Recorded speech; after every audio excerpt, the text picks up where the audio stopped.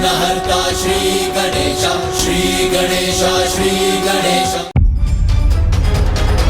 या देवी सर्वभूतेषु मारूपेण संस्थिता नमस्तस्यै नमस्तस्यै नमस्तस्यै नमो नमः।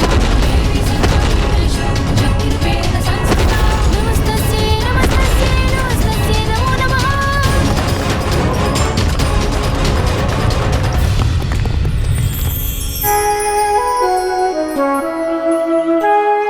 ॐ भूर्भुवः स्वः तत्सवितुर्वरेण्यं भर्गो देवस्य धीमहि धियो यो नः प्रचोदयात्। ॐ भूर्भुवः गणेश जी, आपने मुझे मुक्त कराया है, इसके लिए आपका कोटि कोटि धन्यवाद। इस कार्य में मेरा मार्गदर्शन तो माँ ने ही किया था वेद माता, और अब आप लौट आई हैं, तो अब आपके वेद मंत्रों से संसार में पुनः अच्छाई का संचार होगा। आपने मेरी रक्षा की है प्रथम पूज्य गणेश जी, इसलिए अब आप ही मुझे ब्रह्मदेव को सौंपने का दायित्व निभाएं। ये मेरा आपसे विनम्र अनुरोध है।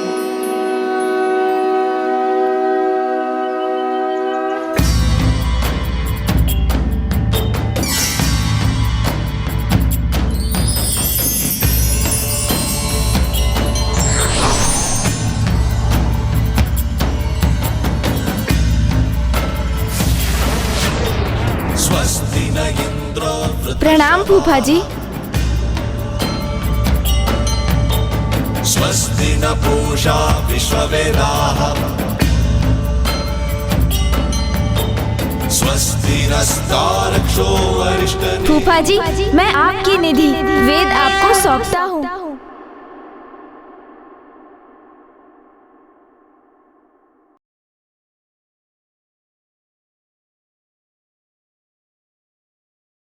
ये क्या हुआ? ये वेद भिन्न भागों में कैसे विभक्त हो गए? पुत्र, वेद विभक्त नहीं हुए। तुम्हारे और ब्रह्मदेव के हाथों में समग्र वेद है। पुत्र गणेश, आज तुमने वेदों को लुप्त होने से बचा लिया। आज के बाद ये वेद तुम्हारे हाथों में सदा के लिए स्थित रहेंगे।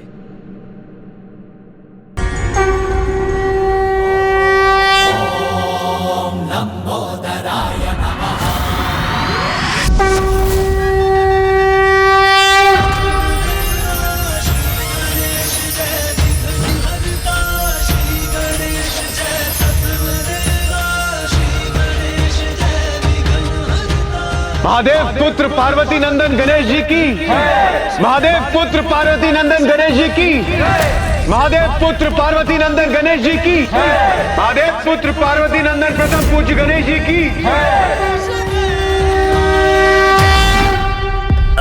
महाराज, महाराज रक्षा कीजिए, महाराज, महाराज रक्षा कीजिए, महाराज रक्षा कीजिए हमारी।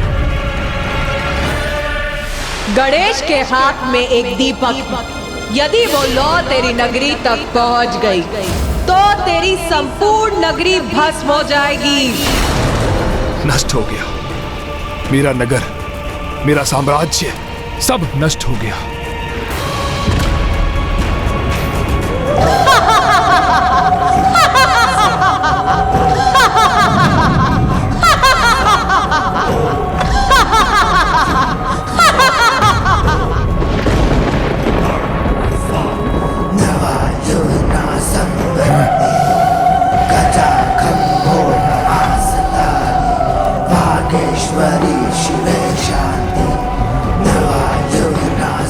वो गुफा माता के निशित पूजा का स्थान, वही एकमात्र स्थान सुरक्षित है यहाँ, और वहीं से आ रहा ये अटास का स्वर।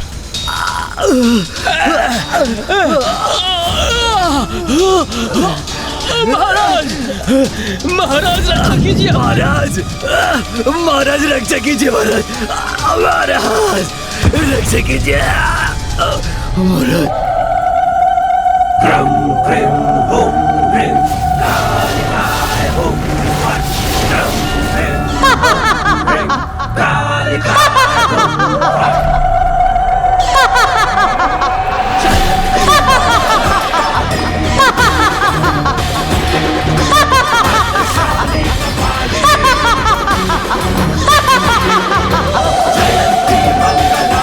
माता।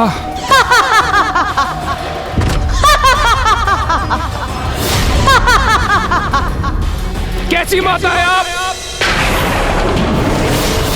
परम भक्त हूं मैं आपका, पूछता हूं आपको, किंतु आपके समक्ष एक बालक मेरा राज्य नष्ट कर गया, मेरा सर्वस्व भस्म हो रहा है, और आप अटास कर मेरा उपहास कर रही है।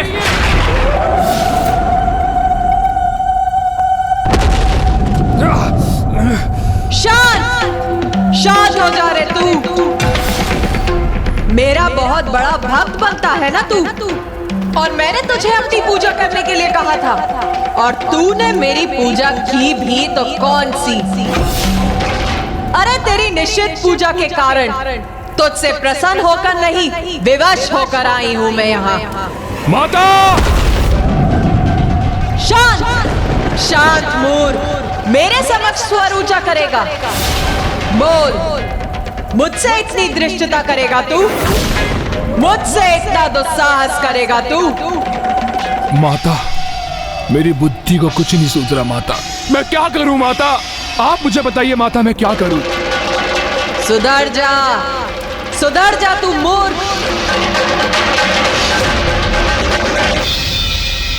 मुझे तो प्रतीत होता है दुर्गमासुर को अब तक अच्छाई की शक्ति का परिचय प्राप्त हो ही चुका होगा, तो अब तो वो सुधरने पर विवश हो ही गया होगा।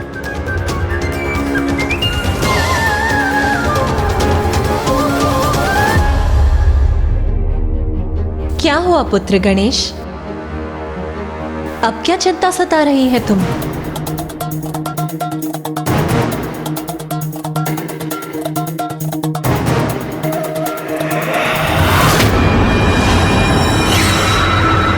सुधर जाऊं मैं? कैसे? ये क्या सुझाव दे रही है आप माता मुझे? तो बता, तू करना क्या चाहता है?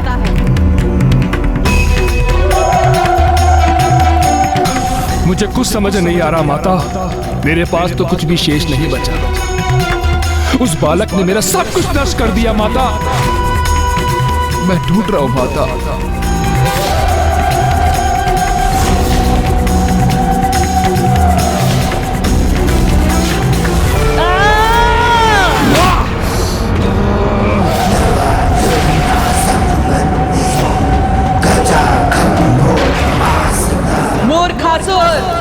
दुर्बल के भांति विलाप मत कर, जगा अपने साहस को, उठ!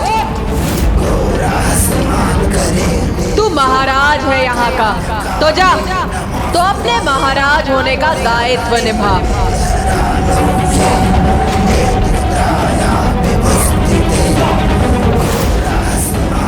अब बता, क्या करना चाहता है तू? प्रतिशोध।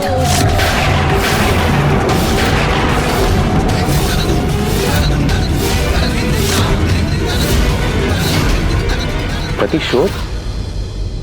गणेश जी, आप ये क्या कह रहे हैं? जिस अवस्था में दुर्गमासुर है उसके लिए प्रतिशोध की कल्पना करना तो दूर, वो उसका साहस भी नहीं कर सकता।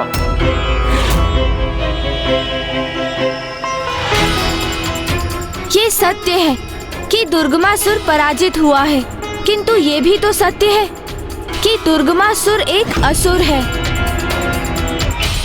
एक आहत असुर। इसलिए हमें उसके प्रतिशोध की भावना को कम आंकने की भूल कदापि नहीं करनी चाहिए।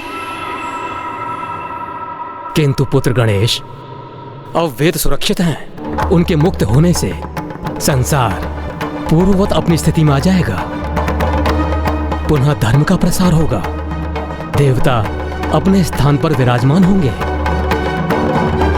और यज्ञादि आरंभ होने से देवताओं को शक्ति भी प्राप्त होने लगेगी।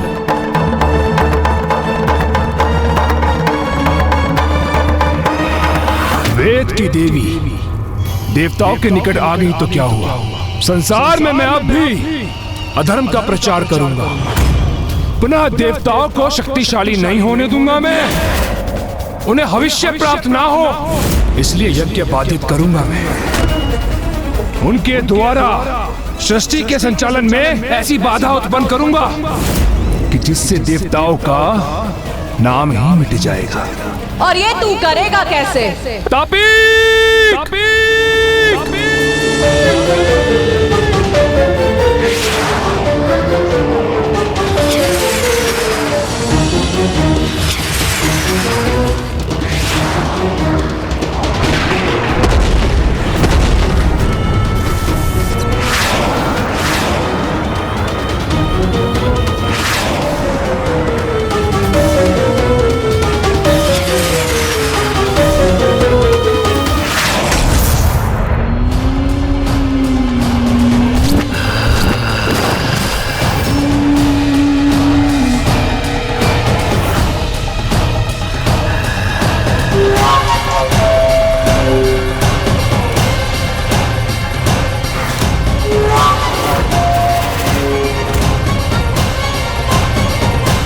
आपने हमें बुलाया महाराज। अकाल, सर्वत्र अकाल की स्थिति उत्पन्न कर दो।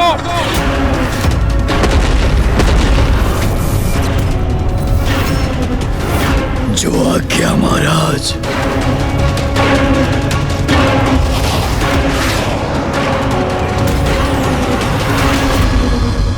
हम सभी पुनः कुशल हो रहे हैं, इसलिए हमें अपने दायित्वों के प्रति सजग हो जाना चाहिए। सप्तऋषि, आप यज्ञ आरंभ कीजिए। आपके यज्ञ से हम सभी को भविष्य की प्राप्ति होगी। वैदिक मंत्रों के उच्चारण से और यज्ञ की भविष्य से हम सभी को पुनः बल प्राप्त होगा और हम अपने कर्तव्यों को निभाने में सक्षम होंगे। मेरी किरणें संसार में ऊष्म ऊर्जा और प्रकाश प्रदान कर पृथ्वी पर जीवन का स्रोत बनेंगी, जिससे जीवन चक्र सुचारू रूप से क्रियाशील रहेगा। और जब सूर्य देव जलाशयों एवं जल के अन्य स्रोतों को उष्णता प्रदान करेंगे, तब मेरा जल वाष्प बनकर ऊपर उठेगा और उस वाष्प को मैं अपने वायु प्रवाह से आकाश में ले जाऊंगा, जहां से मेघ उत्पन्न होंगे। और मैं देवराज इंद्र मेघों से वर्षा कर जल को पुनः पृथ्वी पर लौटाकर प्रकृति को संपूर्ण पोषण प्रदान करूंगा, जिससे सृष्टि में जीवों को भोजन प्राप्त होगा और जल उनकी प्यास बुझाएगा। जीवों का जीवन तृप्त होगा। जल तत्वों से भूमाता भी जीवनदायिनी बन जाएगी। और एक के माध्यम से हम आप देवताओं को जो भी अर्पित करेंगे, अग्निदेव की पत्नी देवी स्वाहा आप तक पहुंचा देगी। संपूर्ण सृष्टि की दशा दयनीय हो गई थी, किंतु अब इस हवन यज्ञ से पुनः सब कुछ पूर्वार्थ हो जाएगा। वेद माता पुनः अपने स्थान पर लौट आई है, इसलिए संसार में अच्छाई का विस्तार हो रहा है। इसलिए आप अविलंब यज्ञ को आरंभ कीजिए जी, जिससे हम सभी अपनी शक्ति को एकजुट कर जगत कल्याण के मार्ग पर आगे बढ़ सकें। उचित है देवराज इंद्र।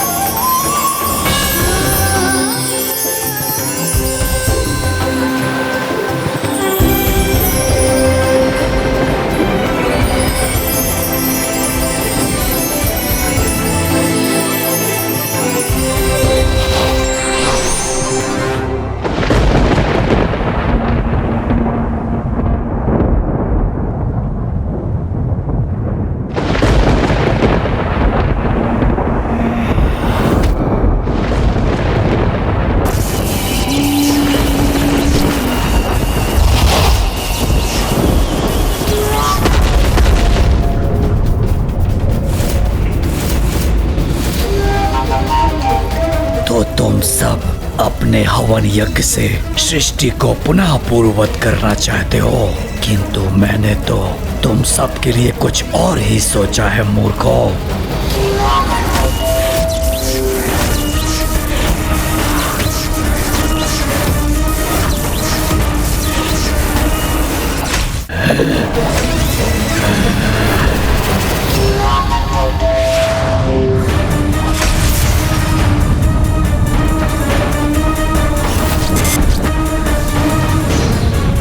सब कुछ सुखा दूंगा मैं यहाँ अकाल उत्पन्न करने आया हूँ।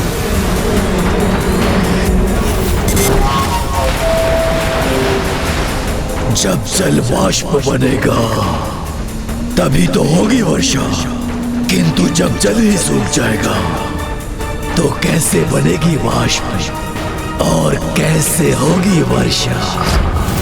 अपने अस्त्र से मैं संपूर्ण सृष्टि को सूखाग्रस्त कर दूंगा।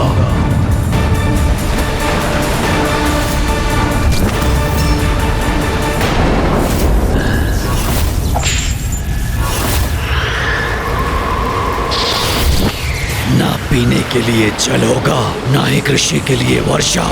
जल के सभी स्रोतों को सुखा दूंगा मैं।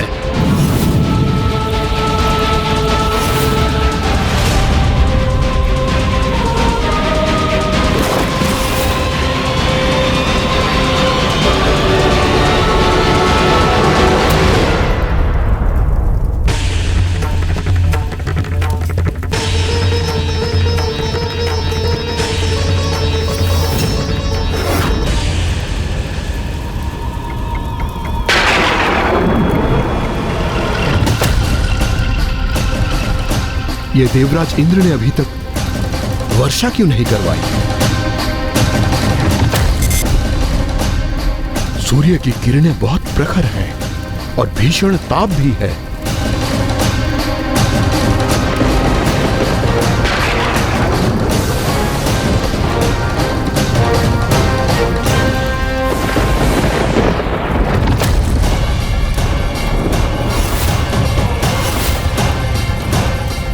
यज्ञ रोकिए, यज्ञ रोकिए।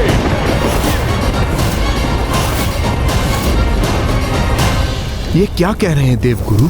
अब ये यज्ञ नहीं होगा, यज्ञ नहीं होगा।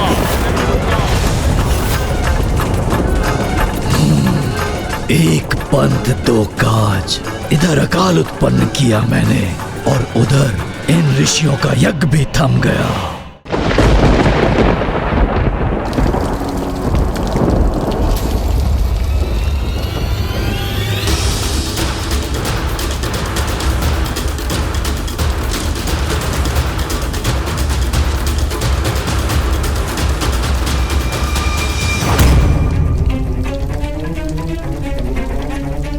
अवश्य कुछ ऐसा घटित हो रहा है जिससे गणेश इतना विचलित है।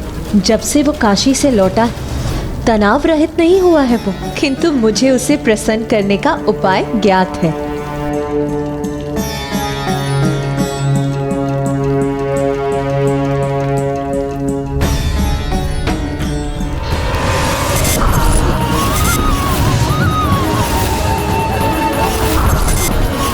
संपूर्ण सृष्टि में अकाल पड़ा है। सभी जीव जंतु त्राही त्राही कर रहे हैं। मुझे दुर्गमासुर से पूर्व उसके इस आतंक का अंत करना होगा, क्योंकि उसी के कारण हमारे सभी भक्तगण असहनीय पीड़ा और वेदना से त्रस्त होते जा रहे हैं। हम अपना यज्ञ रोक दें, किंतु क्यों देवगुरु? क्योंकि देवता अपना कर्तव्य नहीं निभा रहे हैं। हम अपने देवताओं की पोषण के लिए यज्ञ कर रहे हैं, किंतु हमारे चारों ओर अकाल की अवस्था है। देखिए, आप सभी देखिए। अब तक तो वर्षा हो जानी चाहिए थी, किंतु वर्षा की एक बूंद भी कहीं लक्षित नहीं हो रही। जल के सभी स्रोत सूख चुके हैं सर्वत्र।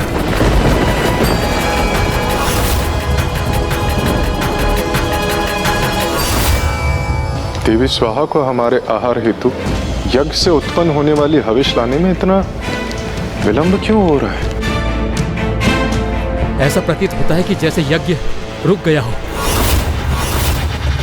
ये क्या? देवता अपने कर्तव्य क्यों नहीं निभा रहे हैं? ये प्रश्न तो मुझे आपको पूछना चाहिए ऋषि भृगु। आप अपने कर्तव्य को क्यों भूल बैठे? वाह देवराजेंद्र, वाह!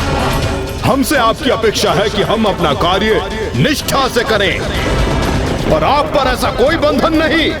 अपने कर्तव्य के प्रति भूल आप करें और हम पर आरोप भी लगाएं। क्या ये उचित है देवराज? ये आप क्या कह रहे हैं देवगुरु? भला हम अपना कर्तव्य क्यों भूलेंगे? यदि आप भूले नहीं हैं, तो चूक तो आपसे अवश्य हुई है। ये देखिए, चारों ओर देखिए, अकाल की स्थिति उत्पन्न हो गई है। सर्वत्र वृक्ष आदि सूखकर कंटक में परिवर्तित होते जा रहे हैं। मानव जल के लिए त्राही त्राही मचा रहे हैं। पीने के लिए अब जल की एक बूंद तक शेष नहीं है।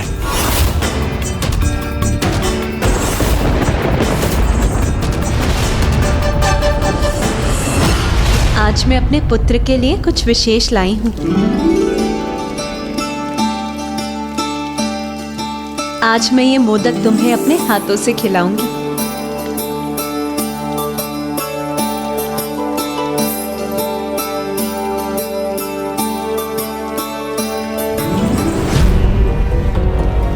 गणेश, तुम्हारे नेत्रों में ये अश्रु कैसे? क्या हुआ पुत्र? माँ, जब भक्त भूख से व्याकुल है तो मैं भोजन कैसे ग्रहण कर सकता हूँ? भक्त भूखा है अर्थात क्या आशय है तुम्हारा पुत्र?